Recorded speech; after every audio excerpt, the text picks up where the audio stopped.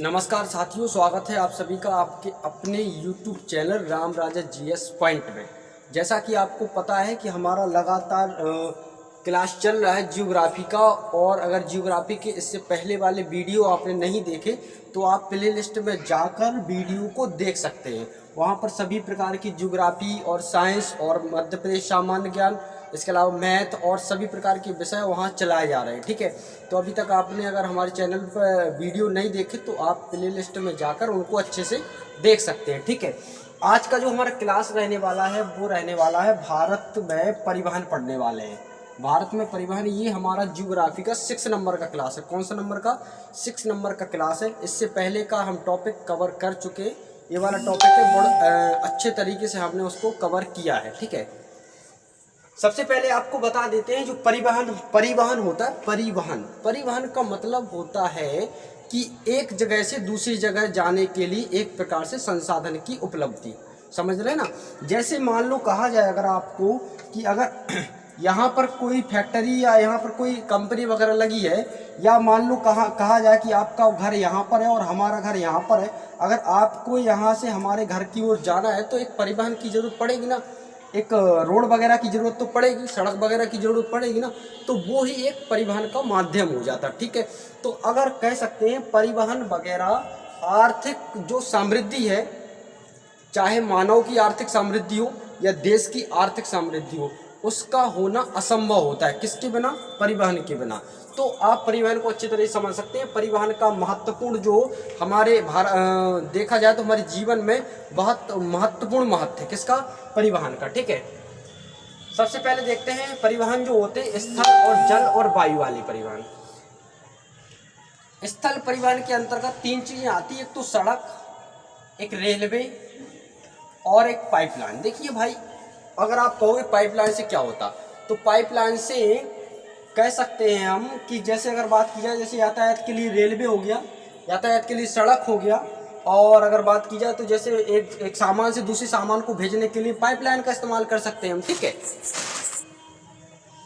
ठीक है, तो मतलब परिवहन का मतलब यही नहीं कि अपन को या आदमी को एक जगह से दूसरी जगह जाना, अपने सामान जो भी यातायात के सामान होते हैं उन सामान को एक जगह से दूसरी जगह भेजना भी परिवहन के अंतर्गत आता है। ठीक है, इसके अलावा स्थलीय सीमा वाले, स्थलीय की बात करें तो सड़क हो गया, रेलवे हो गया और पाइपलाइन हो गया। ठीक है, इसके अलावा जलीय परिवहन की बात करें तो एक तो होता अंतः स्थलीय, मतलब नदी वगैरह में जो चलाए जाते हैं जहाज वगैरह, एक तो वो हो गए। दूसरे हो गए सागरीय, मतलब सागरों में जो जहाज बड़े स्तर पर सामान को एक जगह से दूसरी जगह ले जाते हैं तो वो सागरीय हो गए। वायुयान की बात की जाए तो वायु परिवहन जैसे इंटरनेशनल और नेशनल, मतलब राष्ट्रीय, देश के अंदर और विदेशी जो फ्लाइट वगैरह होती वो हम कह सकते हैं वायुयान के अंतर्गत आती है। ठीक है, तो इन प्रकार से पूरे भारत में यात्रा होती है। ठीक है, यह परिवहन का इस्तेमाल किया जाता है। सबसे पहली चीज आपको बता दें, देश का कुल यात्री, मतलब कि देश का जितना भी यात्रा कर रहा है यात्री, वो 100% का 87.4% सड़क से ही यातायात करता है। समझ रहे हैं ना?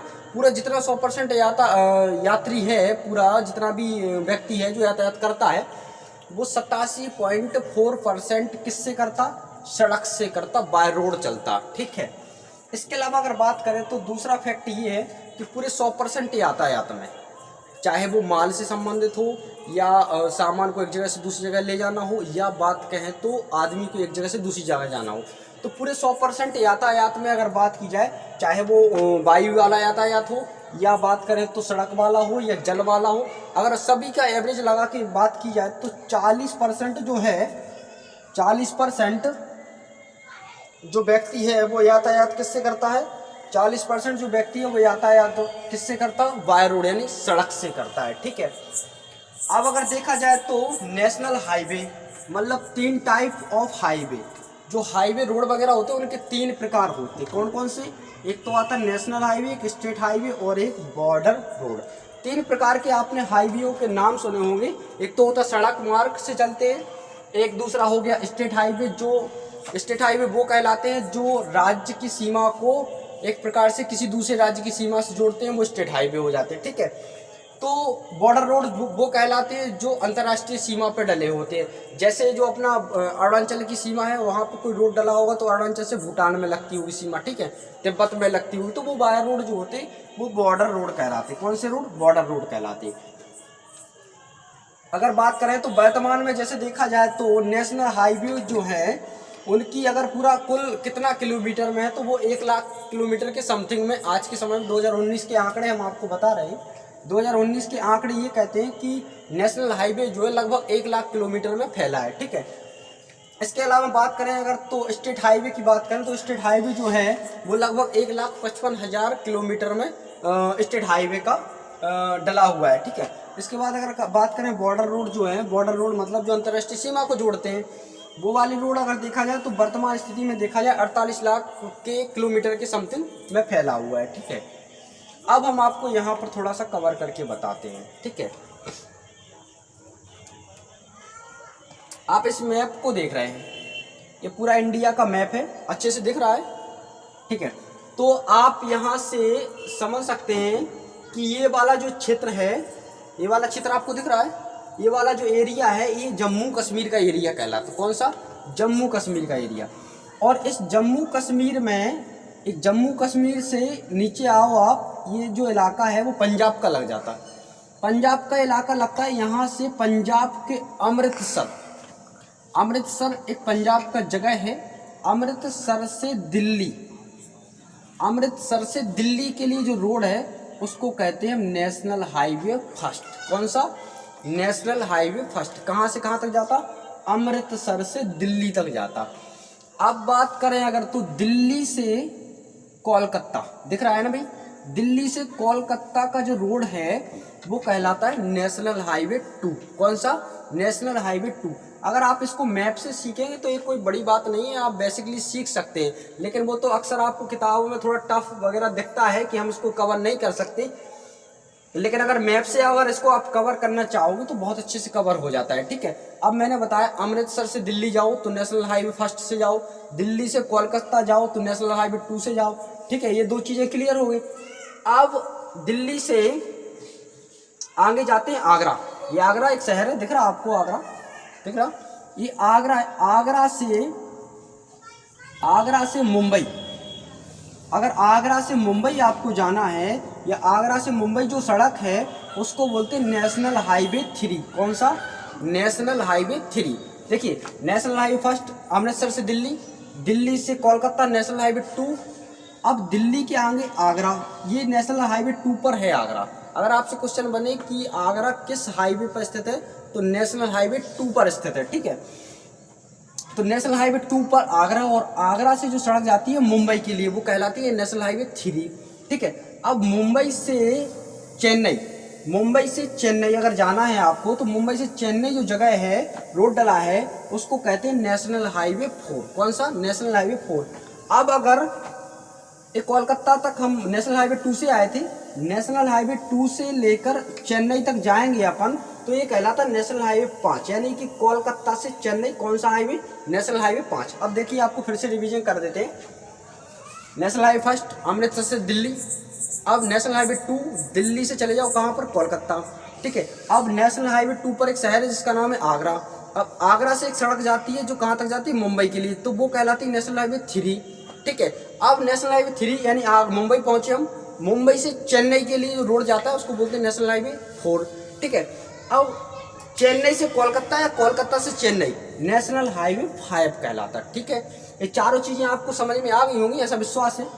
इसके अलावा आपको बता देते हैं नेशनल हाईवे 6 जो है, नेशनल हाईवे 6 देखिए यहाँ पर अगर हम बात करें तो ये वाला जो रोड है मुंबई, आप देख रहे हैं मुंबई दिख रहा है आपको? अच्छा दिख रहा है मुंबई। मुंबई से अगर आपको सीधा कोलकाता जाना, मुंबई से कोलकाता सीधा जो रोड है उसको बोलते हैं नेशनल हाईवे 6, ठीक है। तो नेशनल हाईवे 1, 2, 3, 4, 5 अपन 6 को पूरी तरह समझ में आ गए।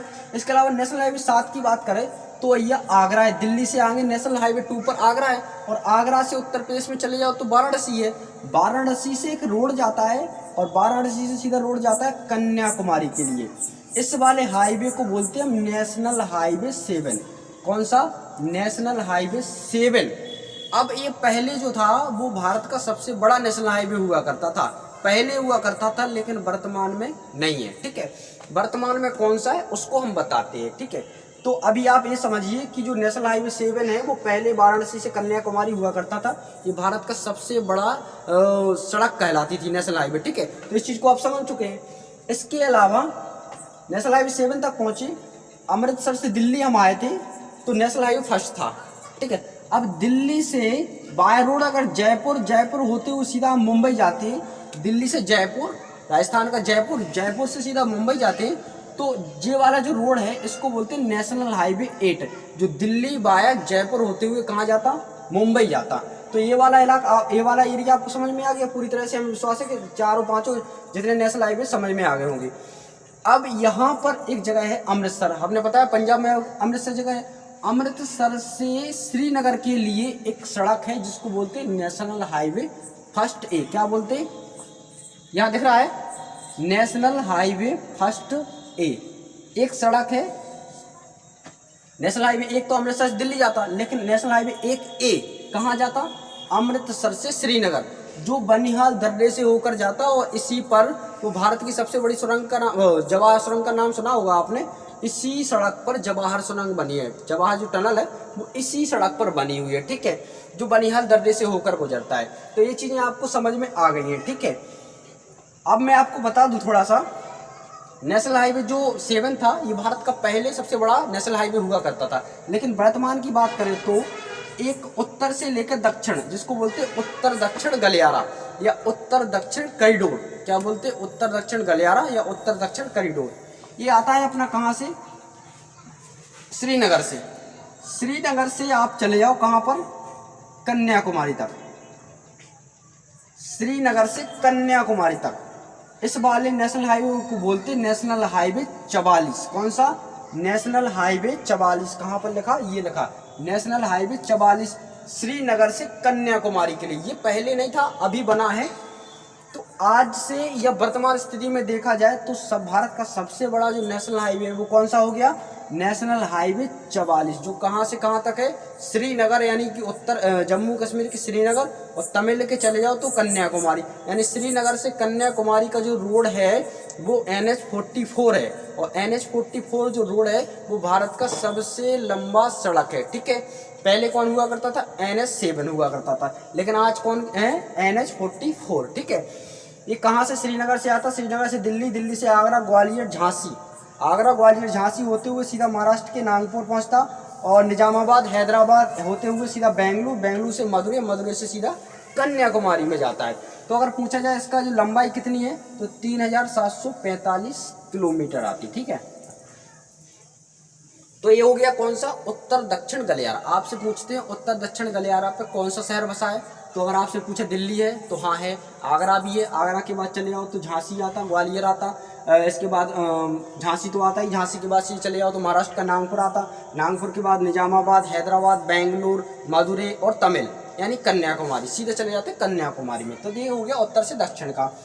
अगर बात की जाए भारत का पूरब से लेकर पश्चिम गलियारा कौन सा है? पूरब से लेकर पश्चिम को जोड़ता है उसको कॉरिडोर बोलते हैं, पूरब पश्चिम कॉरिडोर। तो वो जाता है गुजरात के पोरबंदर से। कहाँ से? गुजरात के पोरबंदर से कहाँ? असम के सिलचर तक। कहाँ तक जाता? असम के सिलचर तक जाता। ठीक है, तो ये जो है पूरब से लेकर पश्चिम कॉरिडोर बोलते हैं या पूरब से लेकर पश्चिम गलियारा बोलते हैं। कहाँ से कहाँ तक है? पोरबंदर गुजरात से लेकर सिलचर तक आता। ये भी राजकोट, राजस्थान के जयपुर, उदयपुर वगैरह होते हुए सीधा मध्य प्रदेश के और झांसी में जाता। झांसी के बाद कानपुर, लखनऊ और बिहार के मुजफ्फराबाद के बाद सीधा होता हुआ दिसपुर, दिसपुर असम के सीधा सिलचर में चला जाता। तो इसका अगर पूछा जाए कि पूरब से लेकर पश्चिम कॉरिडोर की लंबाई कितनी है तो उसकी लंबाई है 3300 किलोमीटर लगभग। ठीक है, कहाँ से कहाँ तक है? पोरबंदर से लेकर सिलचर तक। अब अगर क्वेश्चन पूछा जाए कि भारत का सबसे छोटा नेशनल हाईवे कौन सा है तो वो है कौन सा? NH-44, NH-47 यानी कि 47। भारत का सबसे बड़ा NH-44 और भारत का सबसे छोटा NH-47। ठीक है, जो कहाँ है? केरल में स्थित है। और केरल में किस जगह? वेलिंगटन द्वीप पर। कितने किलोमीटर का है? 6 किलोमीटर का बनाया गया है। ठीक है, तो यहाँ से लगभग हमने ये सड़क परिवहन की आपको पूरी तरह से कंप्लीट कर दिया है और बहुत अच्छे समझ में आया होगा। और अगर ईमानदारी से अच्छा लगा हो तो लाइक शेयर सब्सक्राइब जरूर कर देना और मिलते हैं नेक्स्ट वीडियो में। तब तक के लिए जय हिंद और नमस्कार।